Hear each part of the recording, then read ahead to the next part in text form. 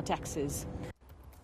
Either for us in Athens. Now, the meeting with Eurozone finance ministers in Brussels later will include discussions over the crucial issue of debt relief, which the Greek Prime Minister has long demanded. But with me here in the studio is Thanos from Quant Analytics. Thanos, really good to see you. Christine Lagarde, the head of the IMF, has been for a while now quite a vocal advocate of debt relief. But is it really going to be on the table this time round? I think for the first time it'll be discussed officially. I don't believe there will be a decision by any chance today, but certainly it is something which the IMF and especially Madame Lagarde has been pushing quite strongly, given the difference in opinions as to where Greece will be in terms of its primary budget surplus in 2018.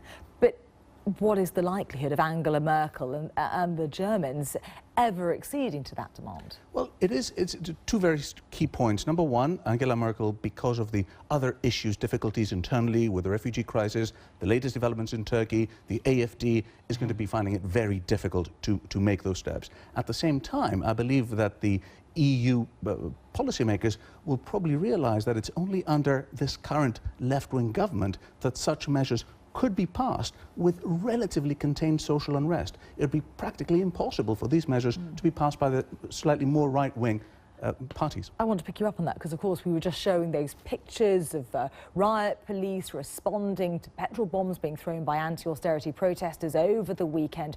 But are you suggesting that actually those scenes would have been far more dramatic had another party not been in power? Yogita there just telling us how many people feel let down by the Syriza party. Totally, they do feel like down. There has been a U-turn clearly from the Syriza party. They became realist in terms of pragmatically what can they achieve and still keep Greece within the euro. But that's exactly what I'm saying. I believe that were it not for the current Syriza party, if it was the right wing, New Democracy or PASOK, it would have been practically impossible to pass these through. And what we see outside in terms of those pictures would be far worse. So the bill was passed. We think debt relief might be on the discussion table today.